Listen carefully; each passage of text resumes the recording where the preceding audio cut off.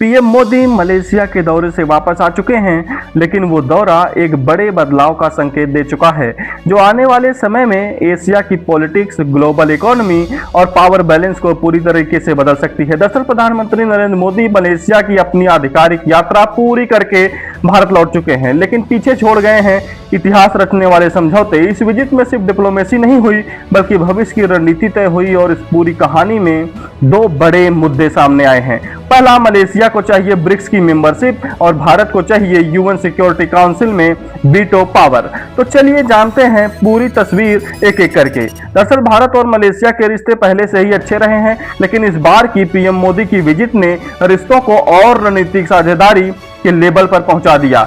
इस दौरे में कई अहम समझौते हुए, लेकिन सबसे ज्यादा चर्चा में है भारत का यूपीआई पेमेंट सिस्टम मलेशिया में लॉन्च होने की तैयारी में है। जी हां, कल हमने आपको एक वीडियो दिखाई थी जिसमें बताया था कि मलेशिया की सरकार ने भारत के यूपीआई सिस्टम को अपनाने के लिए मंजूरी दे दी है। हालांकि अभी कोई फिक्स टाइमलाइन तय नहीं की गई है, लेकिन संकेत साफ है कि 1 से 1.5 साल के भीतर यूपीआई मलेशिया में एक्टिव हो सकता है। इसका मतलब है कि भारत से मलेशिया जाने वाले टूरिस्ट, स्टूडेंट, बिजनेस ट्रेवलर सब लोग वहां जाकर सीधे पेटीएम, फोन पे, गूगल पे जैसे ऐप से पेमेंट कर पाएंगे। ना कैश की जरूरत होगी, ना डॉलर या फिर कार्ड की झंझट होगी।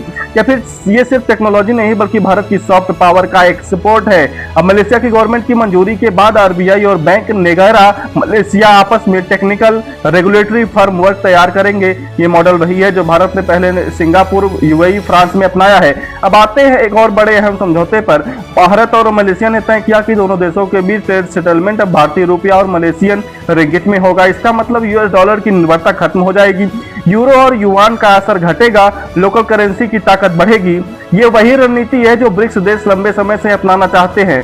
अब सवाल उठता है कि मलेशिया अचानक ब्रिक्स में इतना इंटरेस्ट क्यों दिखा रहा है, क्योंकि साउथ एशिया से इंडोनेशिया पहले ही ब्रिक्स में शामिल हो चुका है। मलेशिया नहीं चाहता कि वो ओरिजिनल पॉलिटिक्स में पीछे रहे। ब्रिक्स अब सिर्फ इकोनॉमी नहीं बल्कि ग्लोबल पावर ब्लॉक बनता जा रहा है। इसी वजह से मलेशिया खुले तौर पर कह रहा है कि वो ब्रिक्स का मेंबर बनना चाहता है। अब भारत ने मलेशिया को सीधा हाँ नहीं कहा है, लेकिन एक डिप्लोमेटिक लाइन दी। भारत ने नोट किया कि मलेशिया ब्रिक्स में शामिल होना चाहता है और इस पर विचार किया जाएगा। इसका मतलब साफ है कि दरवाजा खुला है, लेकिन शर्तें होंगी। भारत जानता है कि ब्रिक्स का विस्तार सोच समझकर करना होगा। अब पीएम मोदी की विजिट की सबसे पॉलिटिकल और पावरफुल पॉइंट पर, मलेशिया ने संयुक्त राष्ट्र सुरक्षा परिषद यानी कि यूएनएससी में भारत को परमानेंट मेंबर बनाने के लिए खुलकर समर्थन दे दिया है। ज्वाइंट स्टेटमेंट में साफ कहा कि मलेशिया भारत की परमानेंट सीट की दावेदारी का समर्थन करता है और यहाँ बात सिर्फ सीट की नहीं, असली मुद्दा है वीटो पावर की।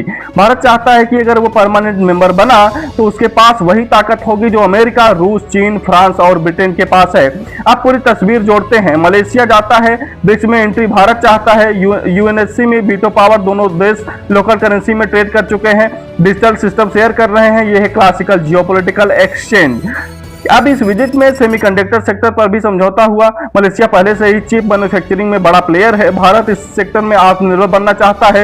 यह deal technology transfer, supply chain security, चीन पर निर्भरता कम करने की दिशा में बड़ा कदम है। अब जब मलेशिया में भारत की सिर्फ एक एम्बेसी थी, कोई काउंसलेट नहीं था, लेकिन अब नया भारतीय काउंसलेट खोला जाएगा। इससे इंडियन डायस्पोरा को सुविधा मिलेगी, बिजनेस और वीजा प्रोसेस तेज होगा, डिप्लोमेटिक प्रेजेंस मजबूत हो जाएगी। अब जाकिर नाइक का मुद्दा साइलेंस क्यों है? दरअसल इस पूरे विजिट में जाकिर नाइक को लेकर कोई आधिकारिक बयान सामने नहीं आया। संभावना है कि बंद कमरे की बैठक में चर्चा हो सकती है, लेकिन फिलहाल कोई पब्लिक अनाउंसमेंट नहीं हुआ है। ये सब दिखाता है कि भारत अभी लॉन्ग टर्म गेम खेल रहा है। खैर, पीएम मोदी की ये विजिट सिर्फ एक विदेशी यात्रा नहीं थी, ये था भारत की डिजिटल ताकत का विस्तार, डॉलर सिस्टम को चुनौती, ब्रिक्स की रीडिजाइनिंग, यूएनएससी में भारत की दावेदारी की मजबूती और एशिया में नया पावर बैलेंस। आने वाला समय बताएगा कि क्या मलेशिया ब्रिक्स में एंट्री पा पाएगा, क्या भारत को मिलेगी यूएनएससी में वीटो पावर। या लेकिन इतना तय है कि भारत अब नियम मानने वाला देश नहीं, नियम बनाने वाला देश बन चुका है।